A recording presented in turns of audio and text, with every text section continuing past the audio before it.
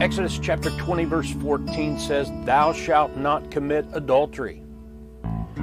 We've repeatedly established that the Ten Commandments were given to Moses by Jesus in a pre-incarnate appearance of the Lord before he was born into the world as a man named Jesus through the Virgin Mary. We may have some new listeners who that may be a new concept to you to understand that. So go back and listen to the previous About Jesus devotionals and you'll catch up on that. But as we consider this commandment, thou shalt not commit adultery, we understand that sex outside of marriage is a sin.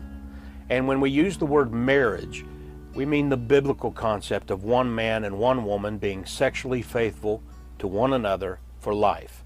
The world's perverted ideas of gay marriage or the Islamic and Mormon practice of polygamy they're just forms of adultery.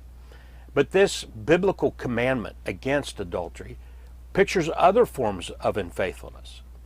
Adultery is vile physical sin, and it's rooted in the heart. And a person committing adultery does so because they have an unfaithful heart. And that unfaithfulness reveals itself in other forms, not just sex.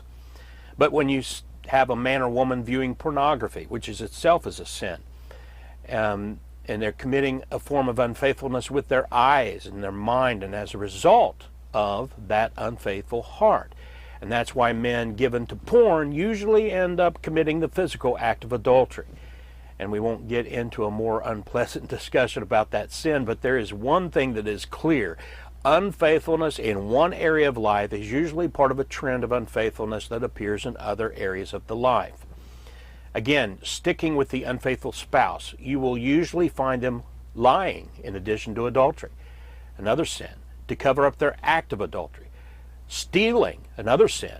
Stealing money that they should be spending in the context of their marriage, but they're using to facilitate their adultery. There's a misuse of a property like phones and computers and automobiles, never meant for such purposes, but again used in order to carry on the sin of adultery. These unfaithful acts expose an underlying heart condition of an unfaithful heart. And so it is with our relationship with Jesus.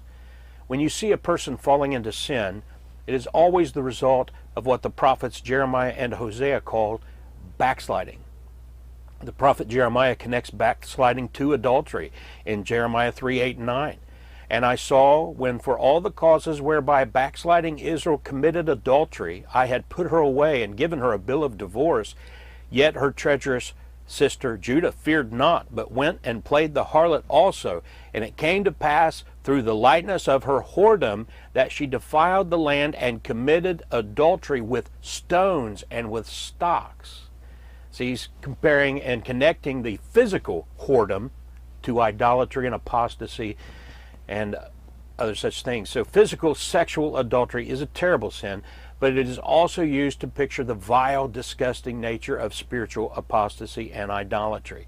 That's why an unfaithful spouse destroys the picture of Jesus and his bride that marriage is intended to portray.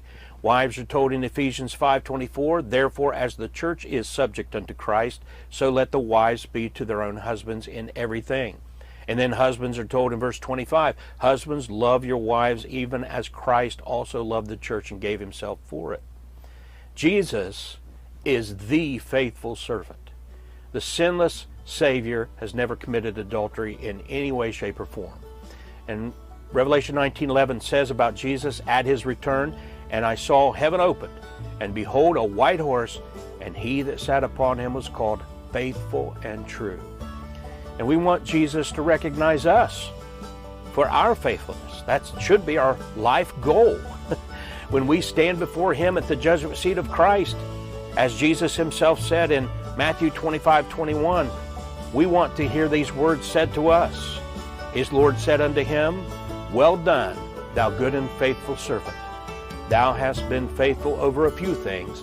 I will make thee ruler over many things.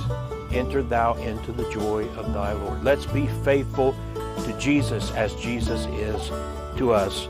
Jesus is faithful